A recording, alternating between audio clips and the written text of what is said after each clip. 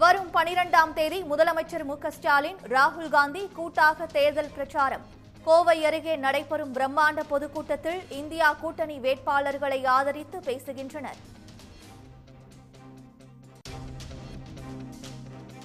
ஒன்றிய அமைச்சர் அமித்ஷா தமிழ்நாட்டில் மேற்கொள்ள இருந்த பிரச்சார நிகழ்வுகள் மீண்டும் ரத்து.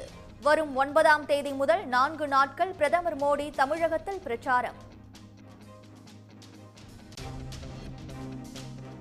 தமிழ்நாட்டில் 8050 வாக்குச்சாவடிகள் பதற்றமானவை. அதிகபட்சமாக மதுரையில் 511 வாக்குச்சாவடிகள் பதற்றமானவை என கண்டறியப்பட்டிருப்பதாக தலைமை தேர்தல் அதிகாரி தகவல்.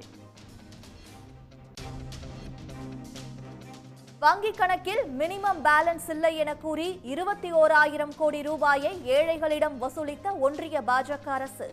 மோடியின் புதிய இந்தியாவில் டிஜிட்டல் வழிப்பறி என முதலமைச்சர் மு.க.ஸ்டாலின் கடும் விமர்சனம்.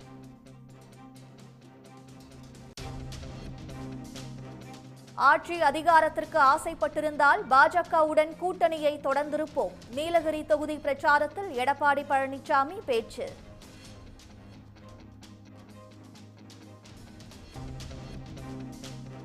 ஒன்றிய பாஜக அரசின் செயல்பாடுகளால் நாட்டின் ஜனநாயகம் ஐசியூவில் உள்ளது. ஜனநாயகத்தை காப்பாற்ற மோடி ஆட்சியை வீழ்த்த வேண்டும் என்றும் ப. சிதம்பரம் பேச்சு. மக்களவைத் தேர்தலில் எடப்பாடி பழனிசாமி ஏன் போட்டியிடவில்லை என டிடிவி தினகரன் கேள்வி.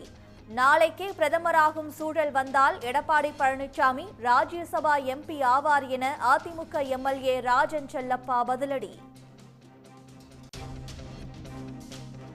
பொது விவாதத்திற்கு அழைப்பு விடுத்த சீமானுக்கு அண்ணாமலை பதில். யாரும் கண்டு கொள்ளாததால் கவனம் கிடைக்க வேண்டும் என்பதற்காக யாரிடமாவது வம்பிழுப்பதாக காட்டம்.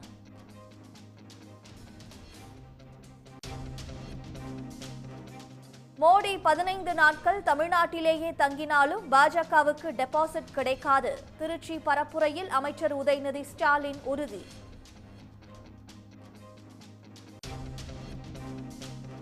கச்சத்தீவு பற்றி 10 வருடங்களாக பாஜக ஏன் பேசவில்லை என நடிகை கௌதமி கேள்வி. பெண்கள் நலனில் அக்கறை இல்லாதவர் பிரதமர் மோடி என நடிகை ரோஹிணி குற்றச்சாட்டு.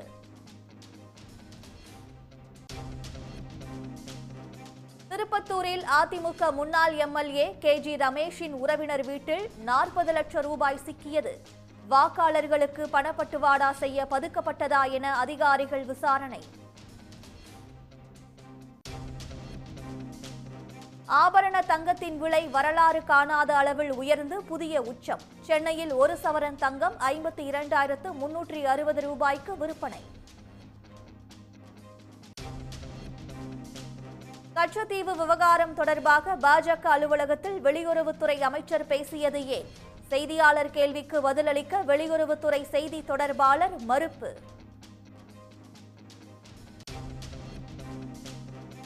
ராஜ்புத்திர சமூகத்தினரின் எதிர்ப்பால் குஜராத்தில் பாஜகவுக்கு நெருக்கடி முற்றுகிறது. ராஜ்கோட் தொகுதி பாஜக வேட்பாளரை மாற்றாவிட்டால் நாடு முழுவதும் பாஜகவை புறக்கணிக்கப் போவதாக எச்சரிக்கை. உட்கட்சி பூசலால் கர்நாடக பாஜகவுக்கு புதிய நெருக்கடி. சித்ரதுங்கா தொகுதியில் எடியூரப்பா மகனை எதிர்த்து போட்டியிடுவதாக ஈஸ்வரப்பா திட்டவட்டம்.